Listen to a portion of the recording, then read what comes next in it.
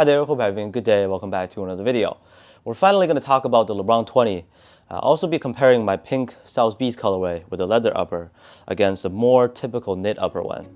This one's called the Debut. Probably the most anticipated hoop shoe of the year. Let's get started. In this fall, I'm going to take my talents to South Beach and join the Miami Heat.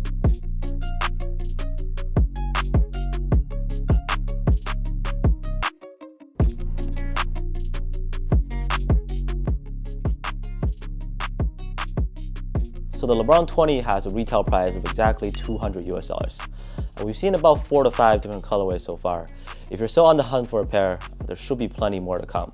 I think the green Christmas one is really dope. There's also the LeBron Next or NXXT coming up. I'm really curious about those too. Nike certainly gave us a genuine surprise and big change up on the 20th model of the LeBron signature line.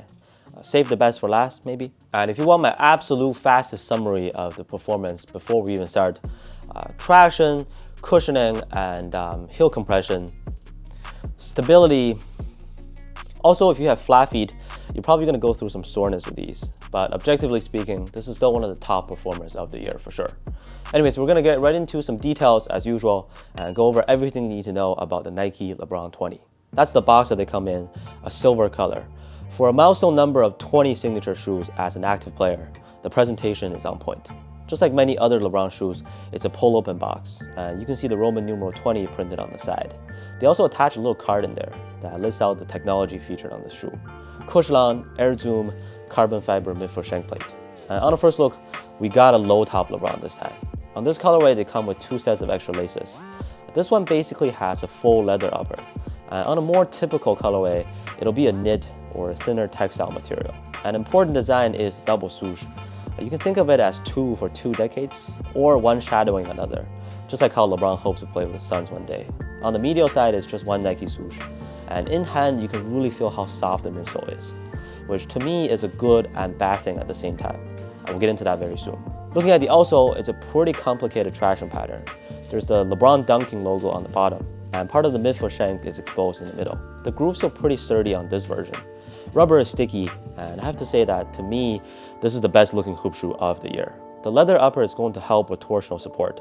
We'll also compare that in just a bit. And even though it's already much lighter than most other LeBron shoes, compared to all these other performance models out there, this is going to be average weight.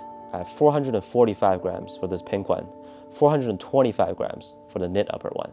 And this is the same size, by the way, a 10.5.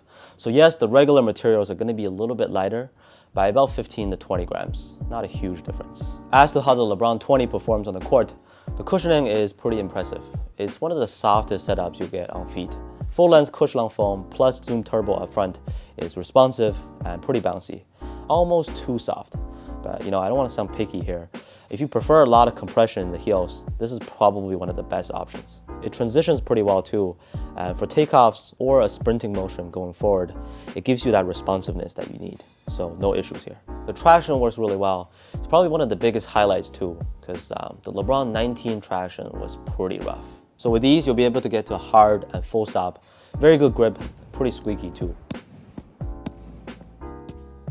And that applies to both the clear translucent outsole and this milky one, because they're a pretty popular shoe right now. I do see a lot of people playing in the LeBron 20s already, now that they're rolling out more colorways. I haven't heard anyone have any major problems with the solid rubber one either, so great traction. With the fit, the LeBron 20 fits true to size. I would say it's right on. Not too tight, also no heel slippage or anything from my experience. About average width, nothing too special to know with sizing. You can go ahead with your normal size in most other Nike sneakers. Now, stability is more of a downside on these guys. The midsole might just be too soft, especially in dealing with these hard twists and turns. Plus, on most of the colorways with the knit upper, the materials are very soft too. It's nice and cozy, but support for lateral containment is lacking. So even though this pink leather upper is a tiny bit heavier and not as breathable, it actually offsets the stability issue in a sense by adding some firmness to the upper, if that makes sense. So I'm perfectly happy with this one. This other one really reminds me of the graffiti colorway on a lot of previous LeBrons. For my super flat feet, a little bit of soreness over extended runs. It was tolerable, but honestly this support setup is best for players with a high arch in my opinion. The lacing system is pretty well constructed. decent lockdown, and once again, I just think all the colorways we've seen so far have been nice. Overall, I would consider the LeBron 20 to be an excellent performer. However, it's not perfect. Flat footers should be aware of comfort issues. Stability is definitely not the best, but amazing traction, responsive, and very soft cushioning setup. Either way, I don't think his 20th signature shoe could have turned out any better than what we have now. And I think Nike did a great job in switching things up with the design here, especially compared to the LeBron 19. Like, it's not even close. Let me know what you think about the LeBron 20 down in the comments. If you also got a pair already, tell us how you like them so far. Thank you so much for watching, and I'll see you on the next one.